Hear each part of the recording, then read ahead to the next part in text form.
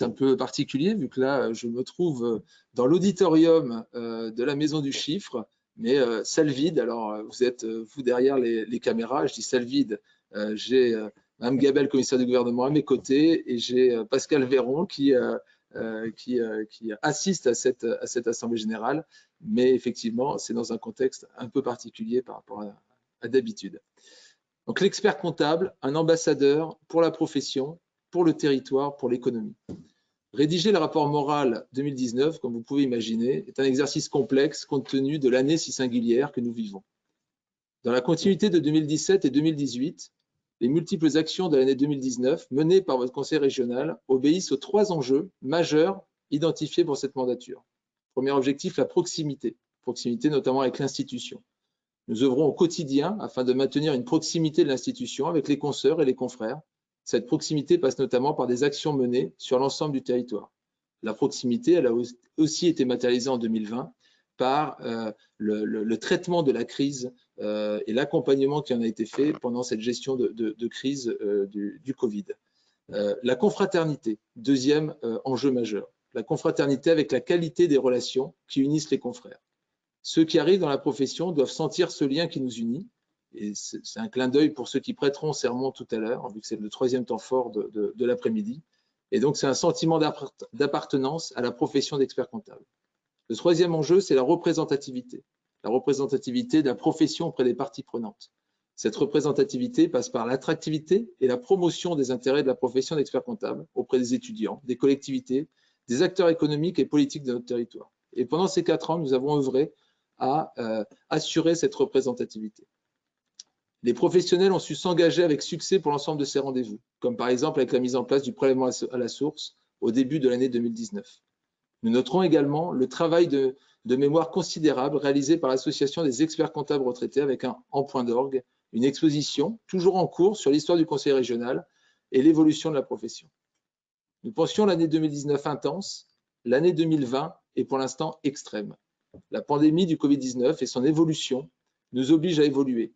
Les experts comptables ont fait preuve d'une très grande réactivité et capacité d'adaptation afin d'accompagner les clients. Nous pouvons féliciter les élus, les représentants des associations départementales, les équipes du conseil régional et du conseil supérieur pour la qualité du travail effectué sur cette période au service de la profession. Grâce à ce travail, les 300 experts comptables et les 2000 collaborateurs de la région sont restés collectivement mobilisés. Dans ce contexte, l'expert comptable est devenu ambassadeur de la profession. Un ambassadeur clairement identifié par les pouvoirs publics et par les clients. Un ambassadeur engagé au service de l'économie, au service du territoire. La situation sanitaire et économique n'est évidemment pas stabilisée et la profession va devoir rester soudée face à la crise. En 2021, notre institution va évoluer puisque nous allons créer le Conseil régional Nouvelle-Aquitaine au 1er janvier. Nous pouvons en craindre la taille, mais c'est à nous de saisir les forces de cette nouvelle instance. S'engager pour partager nos valeurs, s'engager pour promouvoir la profession, s'engager pour soutenir notre territoire constitue des opportunités offertes à chacun. Nous félicitons les nouveaux élus de notre territoire ordinal actuel pour cet engagement au niveau du Conseil régional Nouvelle-Aquitaine. Christophe Lafont, Mylène Baki, Philippe Border, Magali Chiffre, Laurence Mazuri, Mathieu Cabral, Benoît Bobis, Magali Lavoute. Nous pouvons également féliciter Catherine Terrade, Marco Chabi et Adrien Sapelier pour leur implication à la CRCC Grande Aquitaine et à la CNCC. La Maison du Chiffre va évoluer dans les prochaines semaines avec l'installation de la climatisation. Ce choix, partagé avec la CRCC de Limoges et Grande Aquitaine, va grandement valoriser l'outil de travail des professionnels, des stagiaires et de l'ensemble des acteurs qui participent aux formations, aux manifestations à la Maison du Chiffre. Nous menons également une action Congrès Bordeaux 2021 qui doit permettre à chacun, inscrit à titre principal sur la région ordinale et à jour de ses cotisations, d'être présent au Congrès national. Ce sont 3 jours de moments privilégiés pour mieux appréhender les évolutions en cours. C'est également l'opportunité de faire des choix afin de structurer et développer son cabinet. Nous nous donnons donc tous rendez-vous à Bordeaux en 2021. Il ne faut avoir aucun regret pour le passé, aucun remords pour le présent et une confiance inébranlable pour l'avenir. Jean Jaurès. Les partenaires jouent un rôle primordial dans l'évolution de nos cabinets. Ils nous apportent un éveil sur le marché et une qualité d'échange de produits et de services. Nous pouvons également souligner la qualité des relations avec notre tutelle sur la mandature plus spécifiquement sur cette période et plus largement avec les services de l'État. Les membres des commissions, les contrôleurs qualité, les contrôleurs de stage, les présidents d'associations s'impliquent de manière admirable dans l'intérêt de la profession.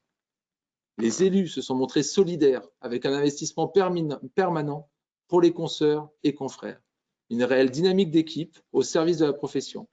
Nous remercions à ce titre Christophe Lafont, Frédéric Dintra, Catherine Terrade, Mylène Baki, Philippe Border, Stéphane Riffaut, Juliette Moreau, Didier Baraché, Gérard Couder, Philippe Boulot, Véronique Flora pour leur engagement sur cette mandature.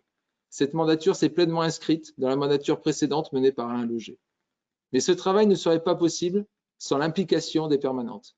Amélie, Pascal pour l'ordre, Sandra pour les RFCL réalisent un travail remarquable pour le bon fonctionnement du conseil régional. Elles sauront assurément poursuivre leur efficacité sur le territoire de la Nouvelle-Aquitaine. Le retour d'Edwige sur cette période est également un soutien apprécié à sa juste valeur. À tous, un immense merci.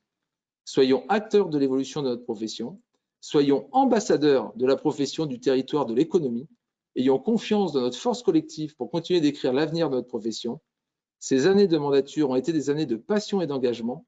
Ce fut un réel plaisir d'être à votre service. Je vous remercie.